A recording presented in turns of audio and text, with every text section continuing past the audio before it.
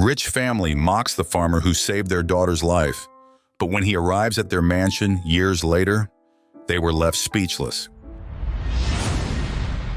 The river's calm, steady flow was a constant in Samuel's life. It wound its way through his small farm, providing water for his crops and a quiet place to reflect after long days of work. On this particular afternoon, the air was warm, the sky a clear, endless blue, and the peace was welcome. He was just finishing mending a section of his fence when he heard it, the unmistakable sound of someone splashing in the water. He looked up sharply, heart racing. The river could be deceptive. Its calm surface often concealed strong undercurrents, and Samuel knew how dangerous it could become, especially for someone who didn't know its patterns. Dropping his tools, he ran toward the sound. As he approached the riverbank, his eyes widened. There, flailing in the water, was a young girl, no older than 10, struggling to stay afloat. Her arms thrashed as the current pulled her further away from the shore. Without thinking, Samuel leapt into the water, the cold instantly biting through his clothes. He fought against the current, his strong arms cutting through the water as he swam toward her. The girl was panicking, her eyes wide with terror, her small hands desperately reaching for something to hold on to. "Help!" she screamed, her voice hoarse and ragged from crying. "I've got you!" Samuel called out, his voice calm but firm, even though his heart was pounding. As he reached her, she clung to him, her body trembling with fear. "It's going to be all right. Just hold on to me." With steady strokes, Samuel swam back toward the bank, keeping the girl close to his chest. The current fought against him, but his years of working the land had made him strong. Slowly but surely, he made his way back to the shallows. His feet found the riverbed, and he hoisted the girl into his arms, carrying her the rest of the way to solid ground. She was drenched and shivering, her breath coming in short, sharp gasps. Samuel laid her down gently on the grass, kneeling beside her. "You're safe now," he said softly. Her wide, tear-filled eyes stared up at him, and for a moment she seemed too shocked to speak.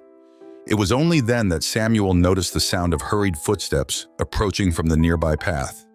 A man and woman, dressed in fine, expensive clothes, came running toward them, their faces pale with worry. Samuel recognized them instantly, Nathaniel and Claire Lancaster, two of the wealthiest people in town. The woman, Claire, dropped to her knees beside the girl, pulling her into a tight embrace. "Kayla! Oh my God, Kayla!" she cried, tears streaming down her face. The man, Nathaniel, stood over them, his eyes scanning his daughter's face to make sure she was unharmed. Samuel stood up slowly, catching his breath. "She fell into the river," he said, wiping the water from his face. "The current was strong, but she's okay now." Nathaniel looked at him briefly, his expression hard to read. Claire glanced up, barely acknowledging Samuel's presence as she smoothed Kayla's wet hair. "Thank you," she said quickly, her voice tight with emotion. We appreciate it." That was all. No more than a few words of gratitude before they turned their full attention back to their daughter. Samuel watched as Nathaniel lifted Kayla into his arms, carrying her toward their sleek black car parked just beyond the path. Claire followed closely, her hand resting protectively on Kayla's back. For a moment, Samuel stood there, water dripping from his clothes, feeling an odd mix of emotions. He hadn't expected a grand gesture of thanks, but the cold indifference in their brief interaction stung. He had risked his life to save their daughter, but to them, it seemed like nothing more than an inconvenience had been averted. As the Lancasters drove off, Samuel turned back to the river. The water was calm again, as if nothing had happened. He exhaled slowly, his hands resting on his knees, as he bent over to catch his breath. The incident had shaken him, but not because of the danger. It was the reminder of how vast the divide was between people like him and people like the Lancasters. He headed back to his modest home, the sun beginning to set in the distance. His clothes were soaked through, and his muscles ached from the effort, but the silence of his farm brought him some comfort.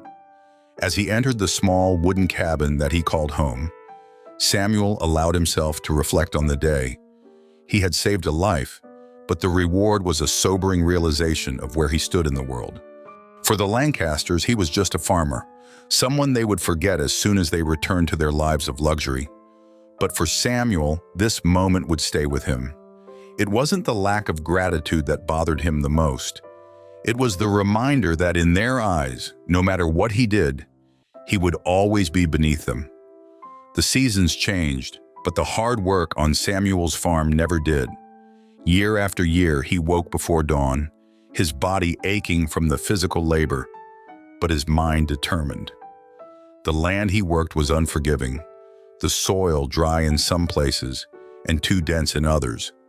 There were days when his crops grew weak and wilted under the harsh sun, and he often wondered if the earth was conspiring against him. Farming wasn't just a job, it was a battle, and some days it felt like he was losing. His farm wasn't large, just enough land to grow a variety of crops and keep a few animals. But to Samuel, it was his entire world. He'd inherited it from his father, who had worked the land before him, and though the struggles were real, giving up was never an option. Yet as the years passed, it became harder to ignore the harsh reality. The yields weren't enough, the market prices were unpredictable, and the cost of keeping the farm running seemed to rise by the day. On one particularly hot summer afternoon, Samuel stood at the edge of his field, wiping the sweat from his brow as he surveyed the rows of crops. The corn stalks were shorter than they should have been, their leaves yellowing at the edges. His cows grazed lazily in the pasture, unaware of the weight pressing on Samuel's shoulders. Every day felt like a test, and lately he wasn't sure he was passing. But Samuel wasn't the kind of man to accept defeat. He knew there had to be a better way to work the land, a way to make it thrive without exhausting himself and the earth in the process. Late at night, when the rest of the town was sleeping, Samuel would sit at his kitchen table, poring over books and articles about farming techniques. He'd never been much of a reader before, but desperation has a way of making a person resourceful. He stumbled upon the idea of sustainable farming almost by accident. It was a concept that intrigued him, working with the land rather than trying to force it to yield more than it could handle. The idea was simple. Healthier soil would lead to healthier crops, and the entire ecosystem would benefit. But the practice was anything but simple. It required a complete shift in how Samuel approached his farm. At first it was daunting. The techniques were new to him, and many of them went against everything he had learned from his father. But Samuel was determined. Slowly, he started implementing changes. He began rotating his crops to keep the soil rich and experimented with natural fertilizers, rather than relying on expensive, chemical-laden products. He planted cover crops to protect the soil in the off-season, learning that the small changes he made had a ripple effect. It wasn't an overnight success. In fact, the first year of his new practices was filled with setbacks and failures. Some crops didn't grow as expected, and there were days when Samuel wondered if he was making a huge mistake. But he kept going, driven by a vision of a healthier, more sustainable farm. One evening, as the sun dipped below the horizon, casting a golden glow over the fields, Samuel noticed something different. His crops, especially the ones in the sections of the farm where he had fully embraced the sustainable methods, were healthier, stronger. The leaves were greener, the stems sturdier. And it wasn't just the crops. The soil felt richer, more alive. He knelt down, running his fingers through the dirt, a smile pulling at the corners of his mouth. This was it. This was the turning point he had been working toward. Word began to spread in the town about the success Samuel was having with his new approach. At first, the curiosity was mild, just a few neighbors asking questions here and there. But soon, more people wanted to know how his farm was thriving, while others continued to struggle with the same old methods. Samuel, always humble, shared what he had learned freely. He had no interest in keeping secrets. He wanted others to succeed too.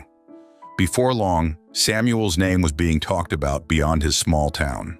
Agricultural experts and environmentalists started visiting his farm, curious to see how a simple farmer had managed to achieve what larger operations were struggling to do. Samuel's success grew, not because he sought recognition, but because his work spoke for itself. Through it all, Samuel didn't forget that afternoon by the river, nor the way the Lancaster family had dismissed him. But as his farm flourished, their indifference no longer weighed on him. He had built something with his own hands, and for the first time in a long while, he felt truly proud of what he had accomplished. The respect from his community mattered more than any fleeting acknowledgement from the wealthy. Samuel had found his place, not in their world, but in his own. Samuel's routine was peaceful in its simplicity. Every day began with the sun rising over his fields and ended with the satisfaction of seeing his hard work pay off. The farm was thriving, and with it, his reputation. It was a quiet success, but one that Samuel was content with. He didn't crave attention or the validation of others, especially not from the wealthy elite who once barely acknowledged him. So when he saw the elegant, cream-colored envelope in his mail one afternoon, he was more confused than anything else. He stood on the porch, holding it up to the light, examining the golden crest pressed into the wax seal. He recognized the emblem immediately, the Lancaster family crest. His eyebrows furrowed. It had been years since the incident at the river, and he hadn't heard a word from them since. Why would they be contacting him now? Curiosity got the better of him. Samuel slid his finger under the seal and carefully opened the envelope. Inside was a thick card, printed with elaborate calligraphy. "You are cordially invited to the Lancaster Family Charity Gala in support of environmental conservation and sustainable living." He stared at the words for a moment, feeling a strange mix of emotions. A gala? Hosted by the Lancasters? He glanced down at the rest of the invitation, reading through the details. It was an exclusive event, taking place at their grand estate, and from the sound of it, only the most influential people in the area were invited. His name was on the list, though he suspected it had been added as an afterthought, possibly because of his recent success in sustainable farming. For a moment, Samuel considered tossing the invitation aside. After all, why should he bother attending an event hosted by people who had once treated him like he was invisible? He had no interest in mingling with a crowd that had never given him the time of day. But as he turned the card over in his hands, he felt a twinge of curiosity. This was a chance to see how far he'd come, to stand in that room as someone they couldn't ignore. He folded the card carefully and placed it back in the envelope, setting it on the small wooden table beside the door. Samuel's thoughts drifted back to that day at the river, to the way Nathaniel and Claire Lancaster had barely acknowledged him after he'd saved their daughter's life. The memory was still sharp, though it no longer hurt like it once had. He had built a life for himself, one that had nothing to do with their world. But perhaps, Samuel thought, this could be more than just an awkward reunion. The gala was centered around environmental conservation, a cause he had dedicated his life to. Maybe this was an opportunity to share his knowledge and experience with people who had the power to make a difference. The irony wasn't lost on him, of course. The Lancasters hosting an event about sustainability, something they had likely never given much thought to before. In the end, Samuel decided to go, not out of spite or to prove anything to the Lancasters, but because he had something worth saying. His work had gained attention in the community, and if there was even a small chance that attending this event could help spread the message of sustainable living, it was worth it. The weeks passed quickly, and before Samuel knew it, the night of the gala had arrived. He stood in front of his small bathroom mirror, adjusting the collar of the suit he'd had tailored specifically for the event. It was simple but well made, reflecting the hard-earned success he had achieved without the need for extravagance. As he looked at his reflection, Samuel couldn't help but feel a flicker of nervousness. He was about to step into a world he had once believed was beyond his reach. The drive to the Lancaster estate was short, but as Samuel approached the grand iron gates, the sight of the sprawling mansion took him back to that day. He hadn't been there since he'd pulled Kayla from the river. The mansion looked just as opulent as he remembered. Its towering columns, pristine gardens, and luxurious cars lined up in the driveway all screamed wealth and power. Samuel parked his truck among the sea of sleek, expensive vehicles, feeling a bit out of place. But as he stepped out, straightening his jacket, he reminded himself that he belonged here just as much as anyone else. His achievements were built on hard work, integrity, and a dedication to the land, values that no amount of money could buy. With one last deep breath, Samuel made his way toward the grand entrance, the glow of chandeliers spilling through the large windows. He had no idea what to expect, but one thing was certain. He wasn't the same man who had once stood invisible on the Lancasters' property. This time, he would be seen. The evening air was warm, but there was a crispness to it as Samuel walked up the long cobblestone path leading to the Lancaster mansion. The grand entrance loomed before him, illuminated by soft golden lights that reflected off the marble columns. It was an imposing sight, grander than he remembered from that day years ago when he had stood on the same estate, unnoticed and unacknowledged. Now the mansion seemed even more opulent, with its meticulously trimmed hedges and sprawling gardens, flowers in full bloom despite the late hour. Samuel had never been one for extravagance, but even he had to admit there was something impressive about the sheer scale of the estate. It was a different world from his simple farm, where the rows of crops were his only decoration. As he reached the entrance, a valet approached to take his keys, glancing curiously at the old but well-maintained truck Samuel had driven. Without missing a beat, Samuel handed them over with a nod, not caring in the least about the difference between his vehicle and the luxury cars surrounding it. He wasn't here to impress anyone with appearances.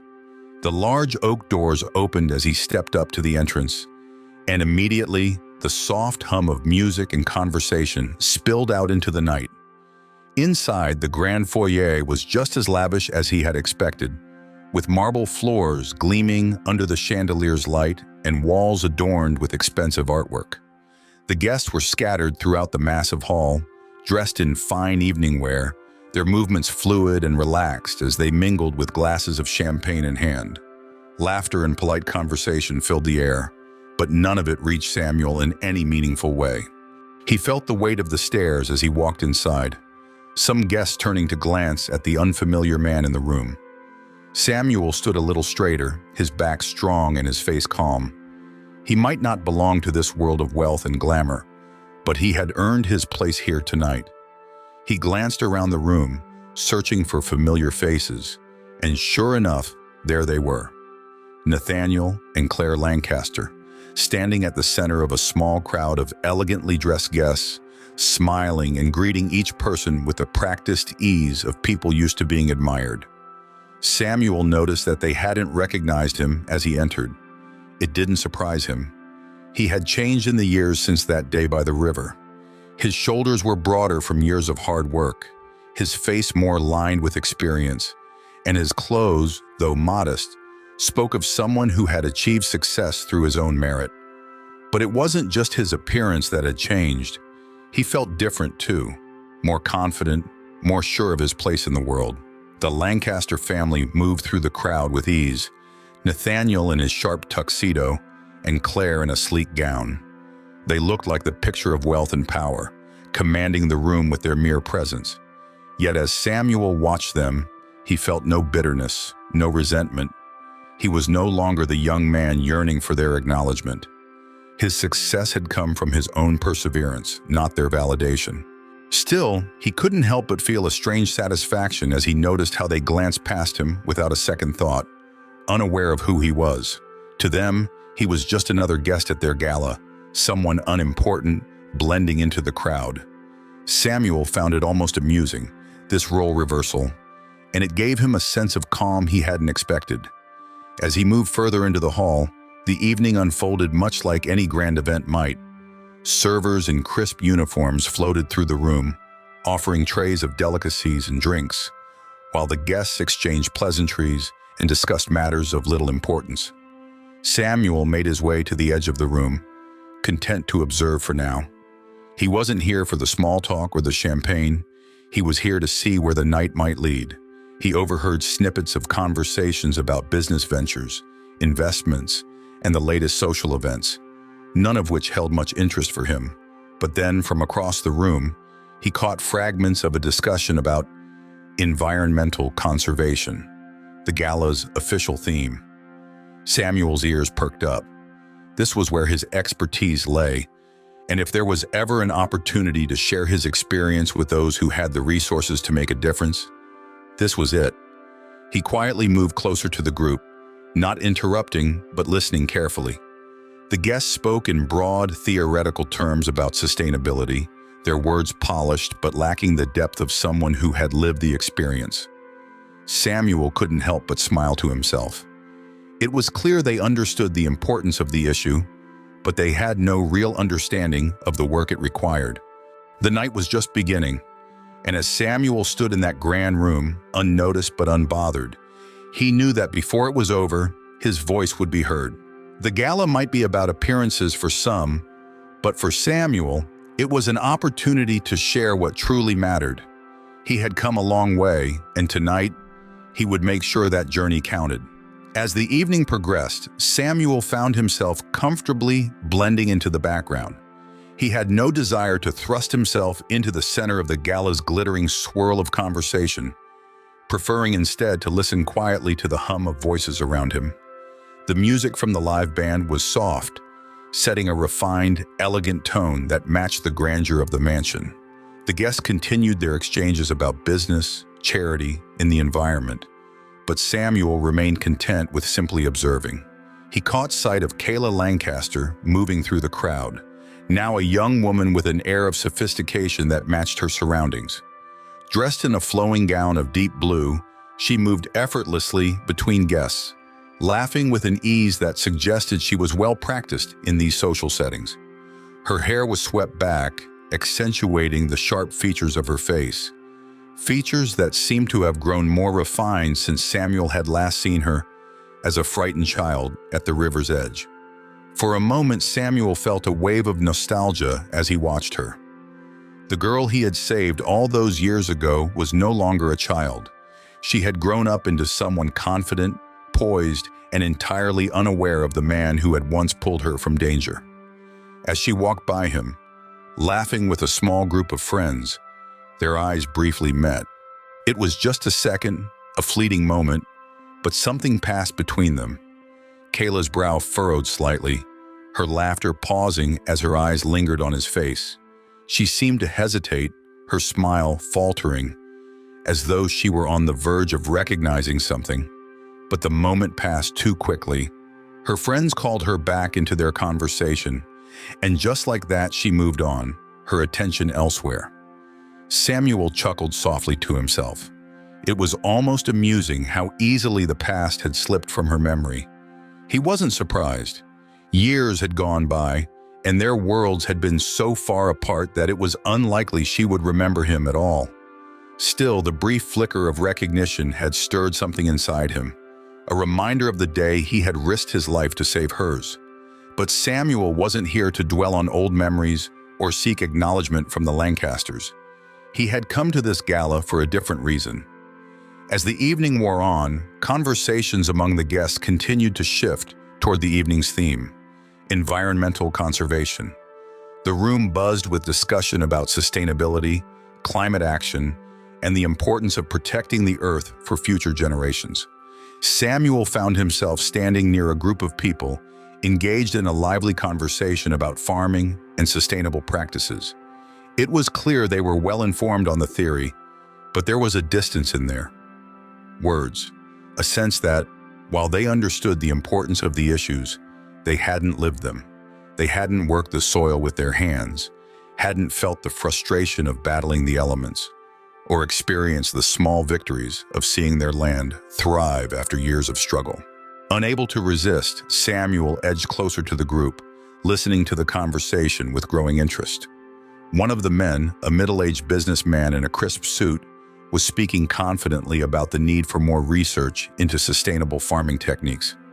"We've made some progress," the man was saying, "but there's still so much more to be done. It's a global effort, of course, but the agricultural sector needs to take the lead." Samuel couldn't help but smile at the man's words. He had heard similar speeches before, well-meaning but detached from the reality of what it truly took to transform a farm into a sustainable operation. The businessman continued, unaware of Samuel's presence, until another guest interrupted. "We've heard about a farm nearby that's been making great strides in sustainable practices," she said, turning to the group. "It's been getting a lot of attention from environmentalists. I believe the man who runs it is here tonight." At this, Samuel straightened slightly, realizing they were speaking about him. The conversation shifted, and before long, several eyes in the group turned toward him, curious. "You're the farmer, aren't you?" one of the guests asked, their tone respectful but intrigued. Samuel nodded, stepping forward with a polite smile. "I suppose I am," he replied, his voice steady. He hadn't planned to make himself the center of attention, but he could see that this was an opportunity, one that he couldn't pass up. "What's your approach been?" another guest asked, their eyes alight with genuine interest. "We've heard great things about what you're doing." Samuel took a moment to gather his thoughts, feeling the weight of their anticipation.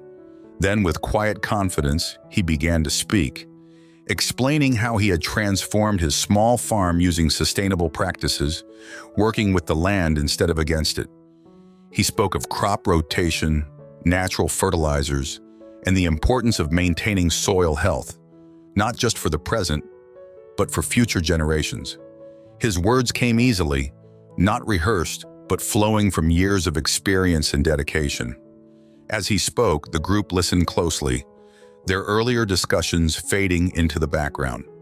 Samuel could feel the shift in the room, a subtle but palpable recognition of the value in what he had to say. He wasn't a scholar or a businessman, he was a farmer, and that alone gave his words weight. For the first time that evening, Samuel felt truly seen, not as an outsider in a world of wealth, but as someone whose knowledge and experience mattered.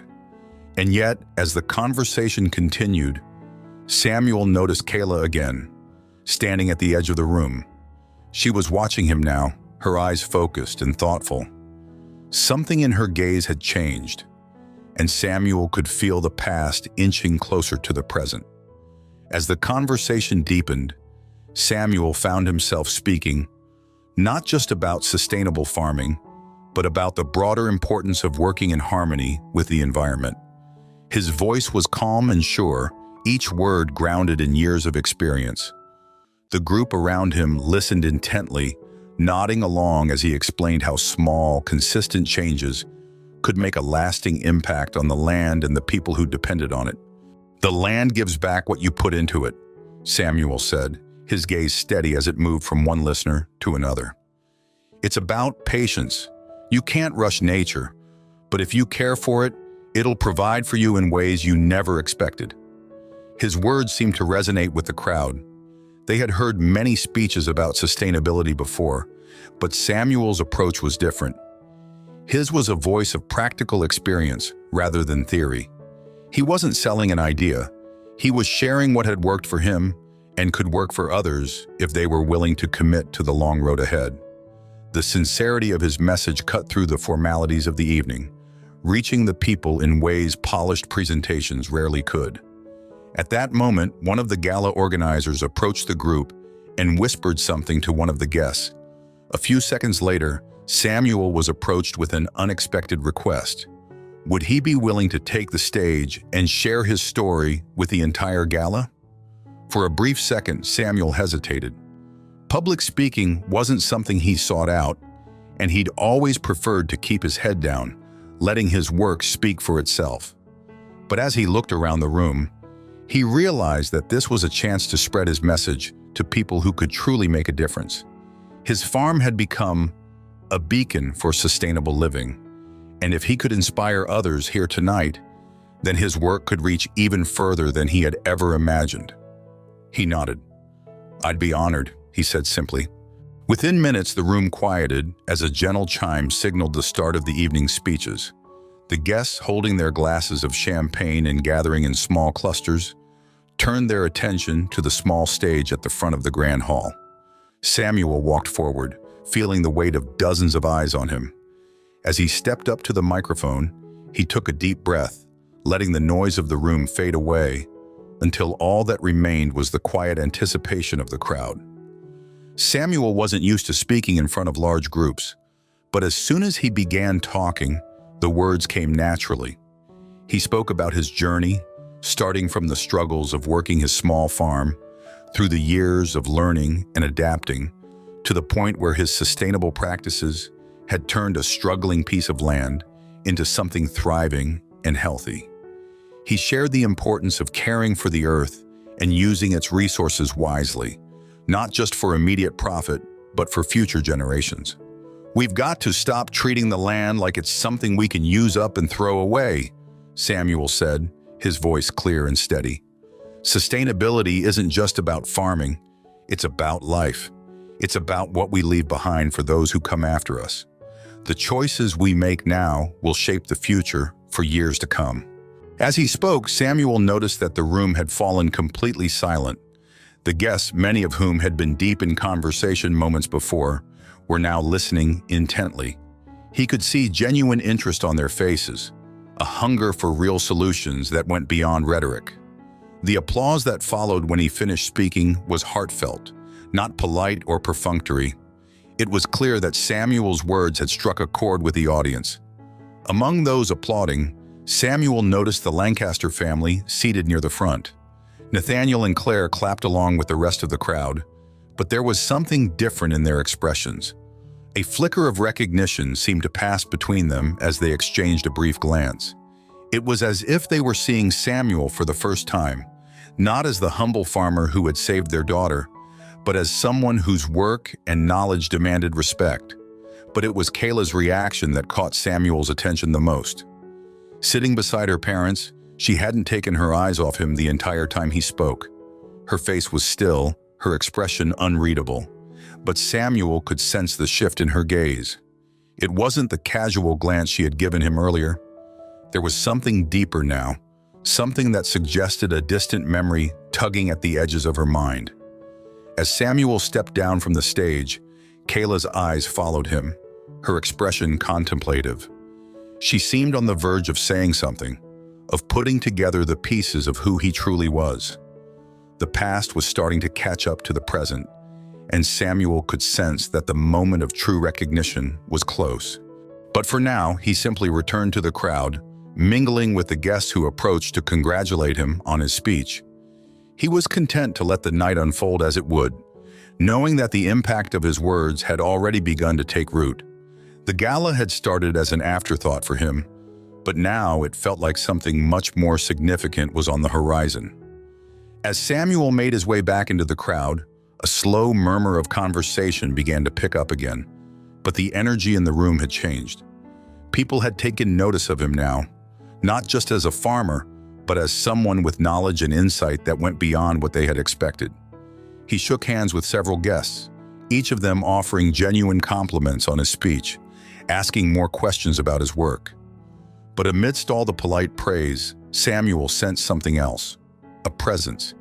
He glanced to the side and saw Kayla, standing quietly at the edge of the room, her eyes fixed on him with an intensity that hadn't been there before. She seemed lost in thought, her brow furrowed slightly as if trying to piece together a puzzle. Slowly, she made her way toward him, the light from the chandeliers casting a soft glow on her face. When she finally reached him, there was a pause, an almost awkward silence as she stood before him. For a moment, neither of them spoke. Samuel watched her carefully, waiting for her to break the silence, sensing that something had shifted within her. "It's you, isn't it?" Kayla's voice was soft, almost a whisper, but it carried the weight of realization. Her eyes searched his face, her expression full of disbelief and wonder. You're the man who saved me that day by the river." Samuel didn't need to respond. The look in her eyes told him she already knew the truth, the memory from all those years ago, finally surfacing. He gave her a small nod, his face calm but warm. "Yes, that was me," he said quietly. Kayla's breath caught in her throat, and for a moment she seemed lost for words. Her mind was racing, the events of that long-ago day playing out in her memory. The cold, rushing water, the fear as the current pulled her under, and the strong arms that had lifted her to safety. She had been so young, so frightened, and everything had happened so fast. She had never fully grasped what had occurred or who had saved her. Tears welled in her eyes, but she blinked them back, taking a deep breath. "I never got the chance to thank you," she whispered, her voice trembling with emotion. "Not really. I didn't even remember. I don't know how I could have forgotten." Samuel smiled softly, shaking his head. "You were just a child. I didn't expect you to remember. What matters is that you're safe, that you've grown up strong." Kayla let out a shaky breath, her eyes glistening as she looked down for a moment, trying to compose herself. When she met his gaze again, there was something else there, a deep gratitude that words couldn't fully express. "But you saved my life. I owe you so much more than just a thank you." Her voice was earnest, almost pleading, as if she was trying to make up for all the years that had passed without acknowledgement. Samuel felt a warmth spread through him. It wasn't the words that mattered, it was the sincerity behind them. Kayla's reaction wasn't just an apology for a forgotten moment, it was a genuine recognition of the life he had saved and the connection they now shared. He had never sought out gratitude or recognition, but seeing the sincerity in her eyes brought a sense of closure to something he hadn't realized was still open. "I was just doing what anyone would have done," Samuel said gently, though both of them knew it wasn't that simple. "I'm glad I was there that day. That's all that matters to me." Kayla reached out, hesitating for a moment before placing a hand on his arm, her touch light but full of meaning. "It matters to me too," she said quietly. "More than you know." There was a pause as they stood together, the noise of the gala fading into the background. It was as if, in that moment, the world had narrowed down to just the two of them, their shared past bridging the gap between the present and the memory of that fateful day.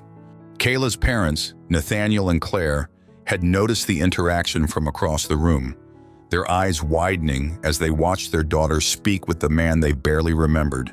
Slowly, as if in disbelief, they began making their way over, their faces a mixture of curiosity and concern. The weight of the past was about to catch up with all of them, and it was clear that the Lancasters were on the brink of their own realization. As Kayla stepped back slightly, her gaze still locked on Samuel, the moment felt strangely suspended, like something much larger was about to unfold. She turned her head as her parents approached, her expression suddenly serious. "They're going to want to speak with you," she said softly, a hint of tension in her voice. "I don't know how they'll react, but they need to know who you really are." Samuel nodded, sensing the shift in the air. The evening had taken an unexpected turn, and while he hadn't come to the gala seeking any kind of reckoning, it seemed as though one was inevitable. The past was no longer just a memory, it was now stepping into the present, and the Lancaster family was about to confront it head-on. As Nathaniel and Claire approached, their faces clouded with confusion. The tension in the air was palpable. Kayla stood beside Samuel, her hands clasped in front of her, as though bracing for what was about to unfold. Samuel remained calm, his expression steady, though he could sense the weight of the moment pressing down on all of them. When the Lancasters finally reached them, Nathaniel spoke first, his voice laced with polite curiosity. "Kayla, what's going on?" His eyes shifted from his daughter to Samuel, as though trying to place him. There was a flicker of recognition in his gaze, but it was clear that the connection hadn't fully settled. Claire stood beside her husband, her brow furrowed slightly.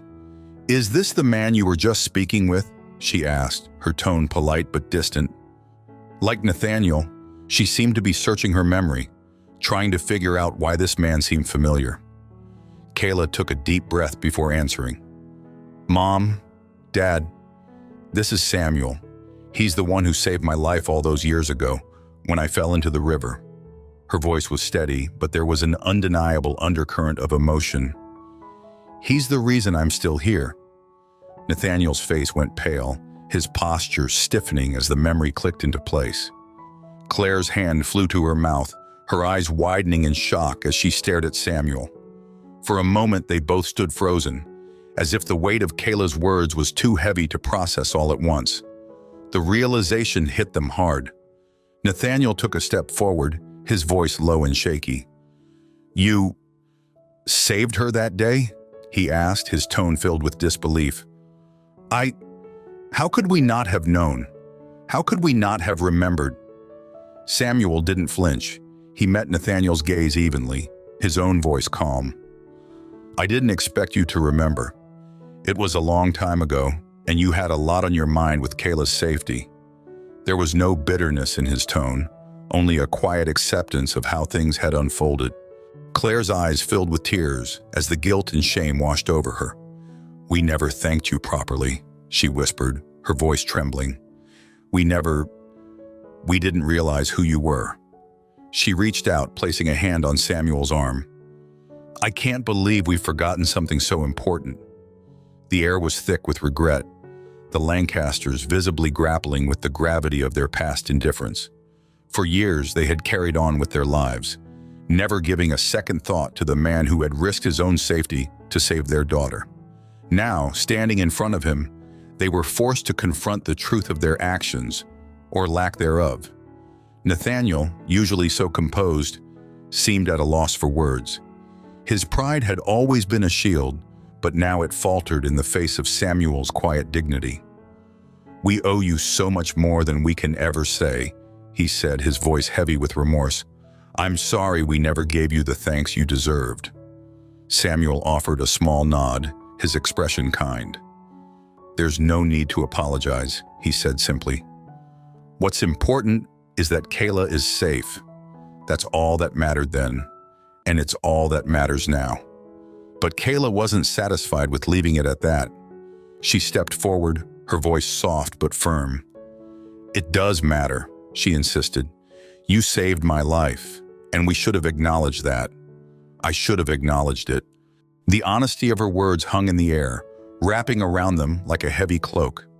Samuel could see the genuine emotion in Kayla's eyes, and for the first time that night, he felt the divide between them closing. There was no more pretense, no more indifference. They were standing face to face with the truth, and that truth was a bridge to something new. The past had finally been brought into the light, and though the Lancasters couldn't change what had happened, they were ready to make things right. The air between them had softened, the initial shock giving way to a tentative understanding. Nathaniel and Claire stood before Samuel, no longer as aloof figures of wealth, but as people grappling with their own shortcomings.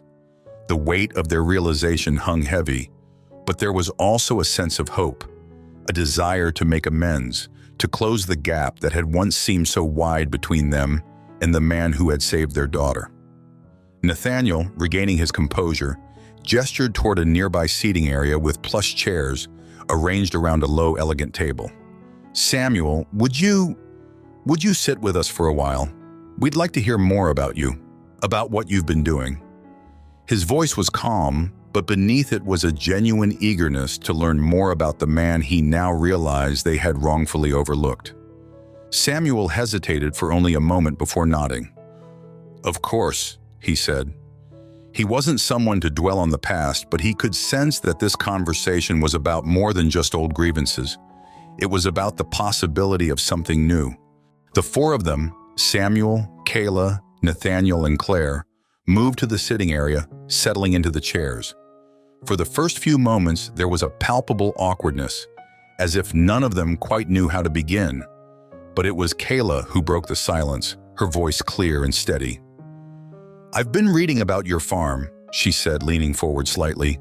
"I didn't realize how much you'd done, how much you've accomplished. The sustainable practices you've implemented, it's incredible."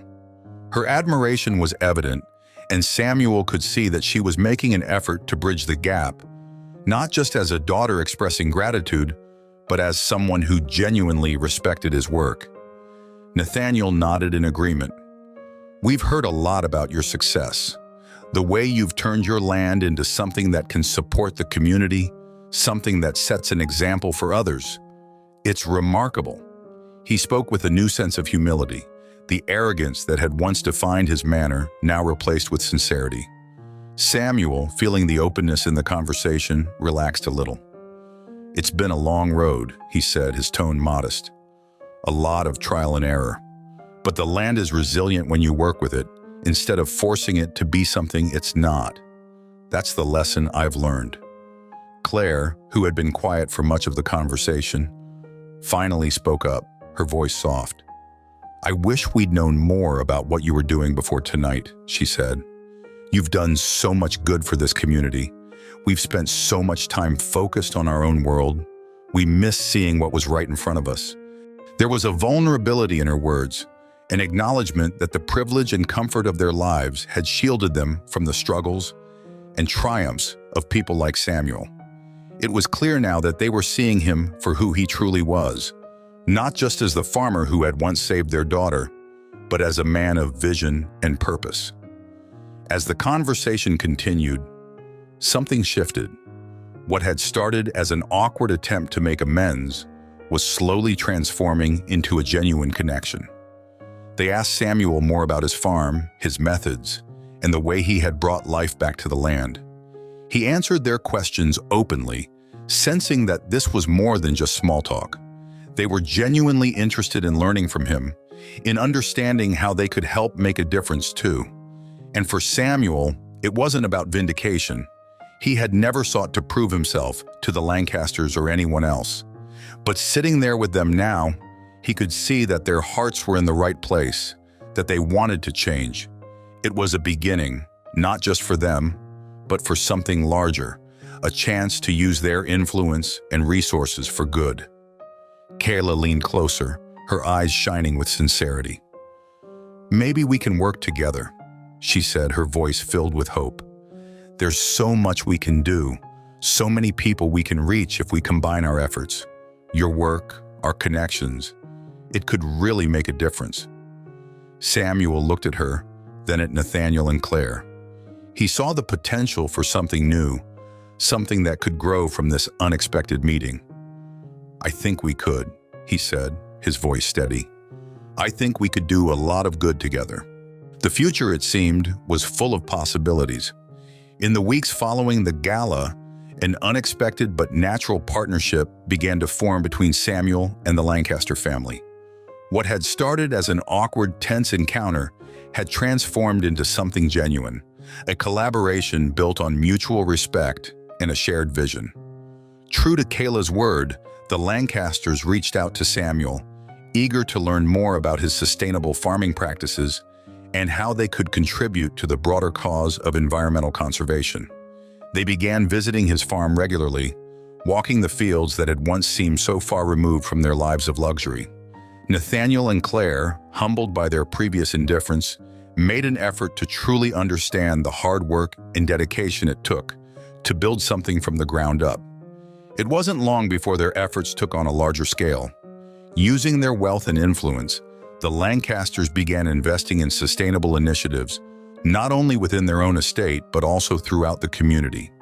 Together with Samuel, they launched educational programs for local farmers, teaching them the importance of sustainability and offering resources to help them transition to more environmentally friendly practices. Kayla, in particular, threw herself into the work. She and Samuel became close partners, combining her family's connections and resources with his practical experience to push forward a movement that began to ripple through the region. What had once seemed like two worlds too far apart to ever meet was now a seamless collaboration. They were making real change, and the impact was undeniable. For Samuel, it was never about validation or proving himself to anyone. He had built his farm for the love of the land and the people it served, but now he could see how much farther his work could reach with the right support. He didn't need the Lancasters' gratitude to feel whole, but he appreciated their willingness to change, to grow, and to help others do the same. The years of silence and forgotten acts of kindness had faded, replaced by a future full of possibility. Samuel's story of resilience and the Lancasters' new commitment to using their wealth for good became a symbol in the community, a reminder that change, no matter how long delayed, could always take root if nurtured with the right intention. In the end, the relationship between Samuel and the Lancaster family was no longer defined by that long-ago day by the river. It was defined by the work they were doing together, the lives they were improving, and the earth they were healing.